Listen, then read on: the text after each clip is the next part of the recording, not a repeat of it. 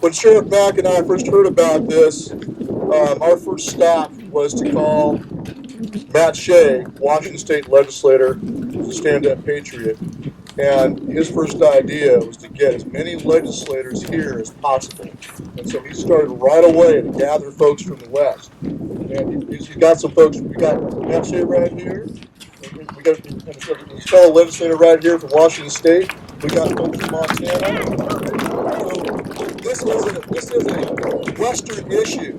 This is an attack on the entire West. And it's an attack to stamp out your culture and to crush you economically, so that you can no longer be independent Americans. Powers that be fear independent Americans. And so they want you to bend the knee. What we saw just the other day when Bundy was being tased and his aunt thrown to the ground, did they bend the knee? No. No, they got right back up. She got right back up off the ground with skinned knees and got right back in their face. And I told her. And Saturday, Sheriff Mack and I had the privilege and honor of watching this family and the Cowboys stand once again. It was like watching an old Western with a posse saddle up and rides, and the rustlers hightailing over the horizon. But after it was over, I told her, I said, you know what made the difference? What made the difference, I believe, was the fact that it was the Bundy women standing in their faces, showing no fear. Putting their fingers right in their faces, showing no fear. That shamed the men across America to get off the couch and saddle up and join them here. The women led the way. The courage of those Bundy women behind their men led the way and showed the example. Just like Michelle Fiore. She had 5 other legislators who were supposed to be here today from Nevada. Your representatives, where are they? Yeah, right. She's the only one that showed up. So why did, I guess the women have to show the men how it's done around here.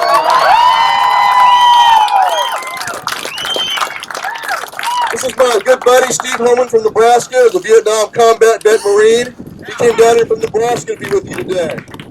And when he got here, we got a phone call from a lady, Lori from Nebraska, up in cattle country in Nebraska, and she was in Vegas too. She had driven down here with a carload of gear to join you in this fight. So 16 hours she drove. What we are seeing here is a combined arms effort. We have the people, we have their elected representatives who are standing up across the West. We did have some good sheriffs here the other day. Sheriff Mack is forming a coalition of sheriffs to stand with you. We know this fight's not over, so we're going to have a coalition effort across the entire West of the oath-keeping legislators and sheriffs and governors with the people behind them, and especially the veterans behind them, in honor of our oaths. We must support them. You cannot demand that your legislators who took that oath honor their oath by defending you. You cannot demand the sheriff stand up if you are not willing to stand behind them as the posse. Just like we saw here this last weekend. The people stood up. The founders told us in their wisdom that we must be the militia, right? It is necessary for the security of a free state. You will not be secure, you will not be free without it.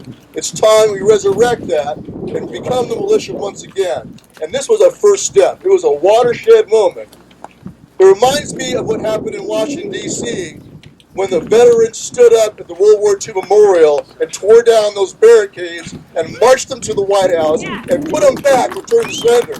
And you saw what happened there, right? They brought out the riot police and lined them up in front of the fence. But what then would happen next? Then the riot police, when they had veterans in their face, they backed off. They backed off and they left because they weren't dealing with Occupy hippies.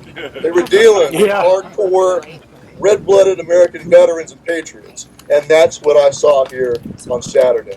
You have a strong family here, and all the credit in the world goes to the Bundy family for taking a stand that others around here would not take. We've got neighbors who used to be cattlemen who are no longer cattlemen. They're still cowboys.